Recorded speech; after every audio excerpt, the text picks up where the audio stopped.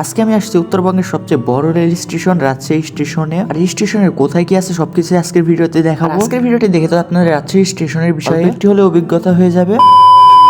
আসসালামু আলাইকুম এভরিওয়ান, সবাই কেমন আছেন? তো গত ভিডিওতে আপনারা দেখছেন বড় ভাইদের সাথে আমরা সিএমপি তে আড্ডা দিচ্ছিলাম। তারপরে আরেকটা খালাতো ভাই আসে হচ্ছে রাজশাহী স্টেশনে। তাই দুইটা ভাইকে বিদায় দিয়ে আমরা চলে আসি রাজশাহী স্টেশনে। কারণ সোহান ভাইয়ের নাকি আজকে রাজশাহী স্টেশনে কি কাজ আছে, আর ভাইরা আজকে একলা একলা ভালো লাগছিল না, এজন্য আমাদের স্টেশনে ডাকে কিছুক্ষণ আড্ডা দেওয়ার জন্য। ভাইরা তো ওইদিকে পেয়ারা মাখাতে বলে, আর আমি মনে মনে ভাবি স্টেশনের ভিতর থেকে ঘুরে আসি। আর আরেকটা সত্যি কথা হচ্ছে, রাজশাহীতে থাকা সত্ত্বেও আজকে কিন্তু আমার দ্বিতীয়বারের মতো হচ্ছে স্টেশনের ভিতরে যাওয়া হবে। এর আগে প্রায় 2 বছর আগে একবার গেছিলাম স্টেশনের ভিতরে, 2 বছর পর আজকে যাবো স্টেশনের ভিতরে গিয়ে দেখবো যে কি কি আছে। আগের মতোই সবকিছু আছে না 2 বছর পরে কিছু চেঞ্জ করছে। আমরা তো সিএমবি থেকে এসে বড় ভাইদের সাথে এখানে অনেক আড্ডা দিচ্ছি। দেন আমরা সবাই এখানে অনেকগুলো ছবিও তুলছি। আর এখানে ভাইদের সাথে অনেকক্ষণ গল্প করার পরে ভাইয়েরা বাইরেই থাকে, আর আমি ভাইকে বলে যাই যে ভিতর থেকে আমি ঘুরে আসি, না অনেকদিন হলো ভিতরে যাওয়া হয় না। আর আমরা এখানে আড্ডা দেওয়া অবস্থায় 2টা ট্রেন আসে। তাহলে ভাবেন যে আমরা এখানে কতক্ষণ আড্ডা দিচ্ছি। আমি তো আমার জীবনে অনেকগুলো স্টেশন দেখছি, বলতে গেলে যশোর থেকে রাজশাহীতে যতগুলো স্টেশন আছে সবগুলো স্টেশনে আমরা ঘুরে ঘুরে দেখা হয়েছে। কিন্তু তার মধ্যে সবচেয়ে ভালো লাগছে আমাদের রাজশাহী স্টেশন, যেটা আমি না রাজশাহীর সকলে বলে এবং কি রাজশাহীর বাইরের মানুষও বলে যে রাজশাহী স্টেশন অনেক সুন্দর। যেমন আমাদের রাজশাহী শহরকে ক্লিন অ্যান্ড গ্রিন সিটি বলা হয়, যেমন আমাদের রাজশাহী স্টেশনে ক্লিন কম নয়, চারিদিকে তো পরিষ্কার পরিচ্ছন্ন হয়ে আছে। আমি ভিতরে ঢুকে দেখছিলাম যে কি বড়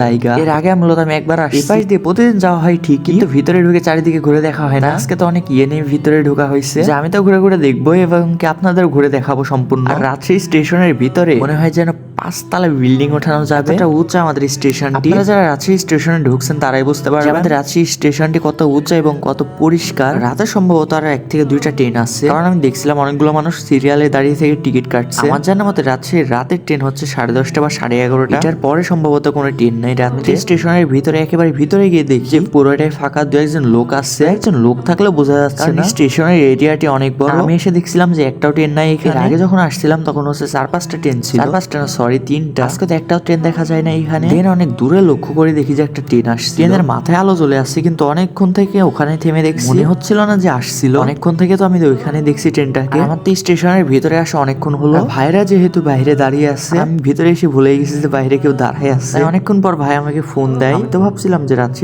আমি তো ভাবছিলাম যে ট্রেন আসলে দেখে একবারে যাবো, কিন্তু ভাই বলে যে বাইরে চলে আসতে। কিছুক্ষণ থামার পরে বাইরের দিকে যেতে থাকি। আর হ্যাঁ, স্টেশনের ভিতরেও কিন্তু অনেক দোকান আছে। হ্যাঁ, আপনাদের একটা কথা বলে রাখি, আপনারা যদি স্টেশনে আসবে আর অবশ্যই সবসময় সাবধানে থাকবে, কারণ সকল স্টেশনে চোরবাটপাট থাকবে, এটা স্বাভাবিক। আমার স্টেশনটি ঘোরা শেষ হলে আমি আবার বাইরের দিকে যেতে থাকি। তারপর আমি বাইরে যাওয়ার পরে ভাইয়েরা আবার পেয়ারা অর্ডার দেয়। আজকে স্টেশনে এসে অনেক কিছু খাওয়া হয়েছে। পেয়ারা খাওয়া শেষ হলে আমরা চালতার আচার বলি, আর এখানকার চালতার আচার কিন্তু বেশ মজা ছিল, আমাদের সবারই ভালো লাগছে এখানকার চালতার আচার। যারা রাজশাহীতে একদিনের জন্য হলেও ঘুরতে আসবেন, আর অবশ্যই রাজশাহী স্টেশন ঘুরে দেখবেন। আজকের ভিডিওটি থাকছে এই পর্যন্ত। ফেসবুক পেজ থেকে আমার ভিডিওটা দেখে থাকছেন তারা অবশ্যই পেজটাকে ফলো দিবেন, আর ইউটিউব থেকে দেখে থাকলে অবশ্যই সাবস্ক্রাইব করতে ভুলবেন না। ভালো থাকবেন, সুস্থ থাকবেন, বাই বাই, টাটা, আল্লাহ হাফেজ।